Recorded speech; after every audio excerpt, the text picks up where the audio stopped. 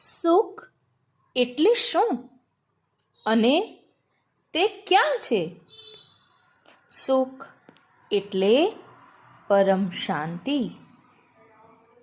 મન, ઇન્દ્રિયો, બુદ્ધિ અને આત્માની આ શાંતિ, સુખ ફક્ત આત્મામાં સ્થિત થવાથી જ મળે છે.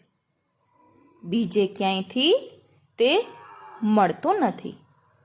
એટલે બીજેથી મેળવવાનો પ્રયત્ન કરવો એ દુઃખી થવા માટેનો પ્રયત્ન છે. માનવ ઇન્દ્રિયોના વિષયોનું ચિંતન કરે છે. માનવ ઇન્દ્રિયોના વિષયોનું ચિંતન કરે છે. તે રમણીય લાગતા તેને મેળવવા પ્રયત્નો કરે છે. આ જ દુઃખની શરૂઆત થઈ. માટે વિષયોનું ધ્યાન જ બંધ કરવું જોઈએ. ધ્યાન જો કરવું હોય તો કેવળ આત્માનું, પરમાત્માનું ધ્યાન કરો.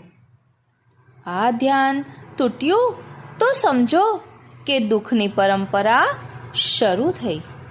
સદા આત્મતૃપ્ત, આત્મરત અને આત્મારામ થવાનો ઉપદેશ શ્રીમદ ભગવદ્ ગીતા અને શ્રીમદ ભાગવતજી આપે છે.